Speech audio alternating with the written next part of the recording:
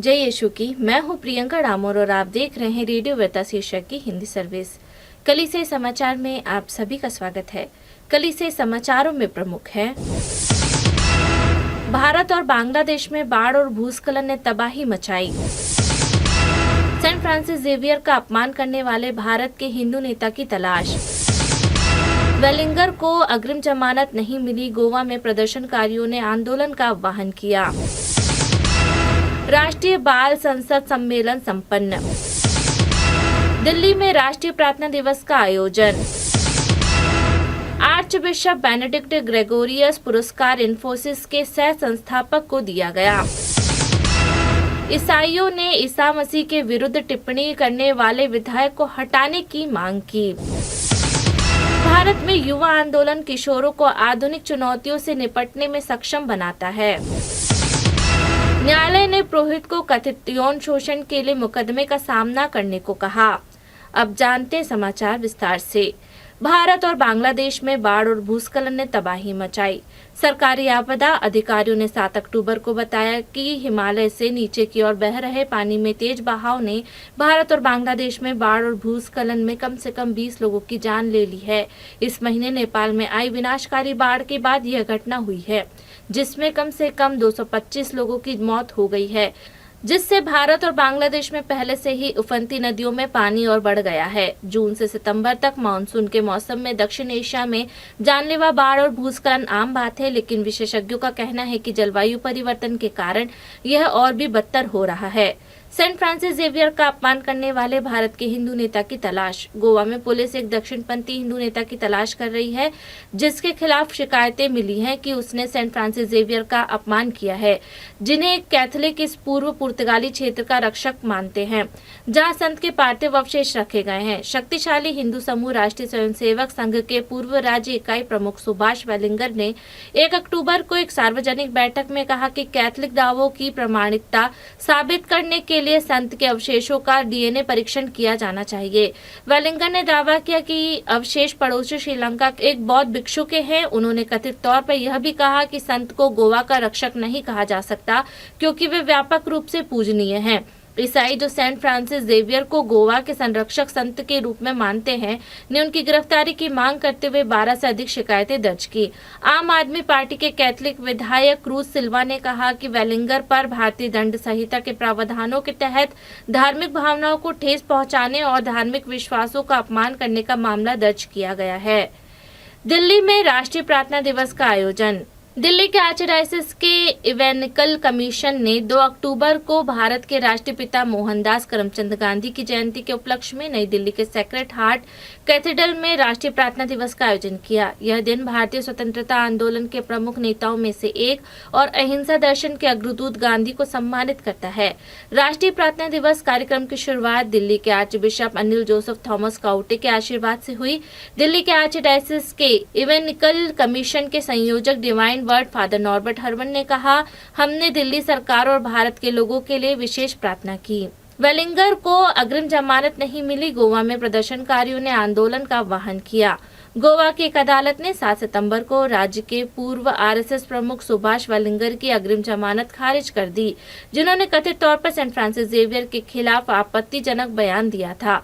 पणजी के अतिरिक्त जिला अदालत ने सुभाष वेलिंगर को उनके खिलाफ दर्ज एफआईआर के संबंध में अंतरिम राहत देने से इनकार कर दिया। वेलिंगर के वकील ने तर्क दिया कि उनके मुवक्किल ने कोई अपराध नहीं किया। संत के अवशेषों पर डीएनए परीक्षण की वेलिंगर की मांग केवल एक सुझाव थी। वकील ने कहा कि उन्होंने संत की पहचान के बारे में कोई बहस शुरू नहीं की और राजनीतिक कारणों से स्थिति को बढ़ा चढ़ाकर पेश किया गया। शिकायतकर्ताओं में से एक विलियम विधायक क्रूज सिल्वा ने तर्क दिया कि वेलिंगर की मांग एक संज्ञेय अपराध है, क्योंकि इससे गोवा के लोगों की भावनाओं को ठेस पहुंची है। राष्ट्रीय बाल संसद सम्मेलन संपन्न। जन विकास सोसाइटी इंदौर की सम्मान इकाई ने 1 से 3 अक्टूबर तक भोपाल में 3 दिवसीय राष्ट्रीय बाल संसद सम्मेलन का सफलतापूर्वक आयोजन किया। इस कार्यक्रम में 7 अलग अलग राज्यों से 78 बच्चों ने भाग लिया, जो सीखने, सहयोग करने और अपने बाल संसद समूहों को मजबूत करने के लिए एकत्र हुए थे। सम्मेलन का उद्घाटन मुख्य अतिथि श्री पंकज श्रीवास्तव, अतिरिक्त पुलिस आयुक्त भोपाल ने किया। अन्य विशिष्ट अतिथियों में फादर शामिल थे। कार्यक्रम में कई गैर सरकारी संगठनों के प्रतिनिधि और इंदौर के जन विकास सोसाइटी के निदेशक फादर शिनो जोसेफ भी मौजूद थे।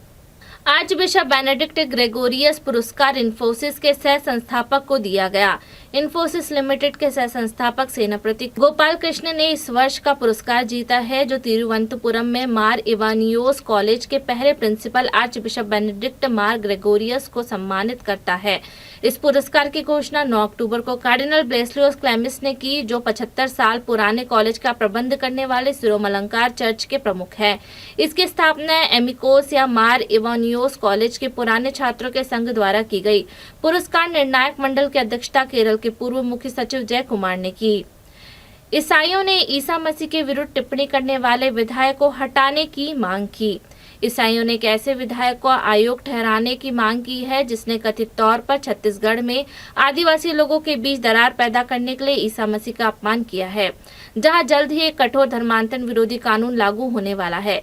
पिछले महीने एक सार्वजनिक बैठक के दौरान छत्तीसगढ़ राज्य विधानसभा में जशपुर निर्वाचन क्षेत्र का प्रतिनिधित्व करने वाली रायमुनि भगत ने उस समय आक्रोश पैदा कर दिया, जब उन्होंने उपस्थित लोगों में से पूछा कि वे कैसे उम्मीद कर सकते हैं कि ईसा मसीह उनकी समस्याओं का समाधान करेंगे, जबकि वे अपने क्रूस से कीलों को नहीं हटा सकते। छत्तीसगढ़ के ईसाई मंच के अध्यक्ष अरुण पन्नालाल ने 6 अक्टूबर को कहा, हमें रायमुनि भगत के आपत्तिजनक बयान की निंदा करते हैं। पन्नालाल ने कहा कि मंच ने 5 अक्टूबर को जशपुर जिला कलेक्टर को एक याचिका सौंपी, जिसमें राज्यपाल रामन डेका से छत्तीसगढ़ में विधानसभा से भगत को बाहर निकालने की मांग की गई, जहां भारतीय जनता पार्टी का शासन है, जिसकी भगत सदस्य है। भारत में युवा आंदोलन किशोरों को आधुनिक चुनौतियों से निपटने में सक्षम बनाता है। भारत भर में किशोरों को अपने सामाजिक और व्यक्तिगत जीवन में बढ़ती चुनौतियों का सामना करना पड़ रहा है। पूर्वोत्तर भारत में युवा कैथोलिक छात्र आंदोलन किशोरों को सशक्त बनाने के उद्देश्य से परिणात्मक कार्यक्रम के साथ आगे बढ़ रहा है। हाल ही में टूरा धर्म प्रांत से 5 से 6 अक्टूबर को 2 दिवसीय संचालन और प्रशिक्षण सत्र की मेजबानी की, जिसमें भारी बारिश के बावजूद 5 पल्लियों के युवा प्रतिभागियों को एक साथ लाया गया।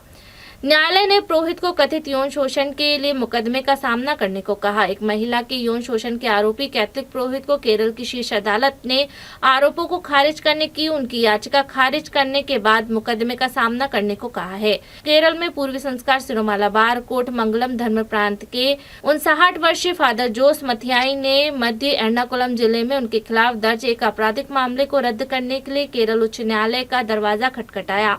अपने 7 अक्टूबर के आदेश में न्यायालय ने कहा, प्रथम दृष्टया आरोप ऐसे लगते हैं कि मामले की सुनवाई की आवश्यकता है। एक अकेली मां ने इस साल अप्रैल में शिकायत दर्ज कराई कि पुरोहित ने उससे शादी करने का वादा करके कई बार उसका यौन शोषण किया। शिकायत में दावा किया गया कि कथित अपराध नवंबर 2023 और जनवरी 2024 के बीच किए गए थे। इसी के साथ कल से समाचार समाप्त हुए। अगली बार फिर मुलाकात होगी नई खबरों के साथ। नमस्कार। रेडियो वेरितास एशिया आपके लिए लेकर आए हैं RVA mobile app. RVA mobile app पर हमारे विभिन्न प्रकार के कार्यक्रमों का लाभ लें, हमसे जुड़े और एशियाई ईसाईयत की आवाज का हिस्सा बने।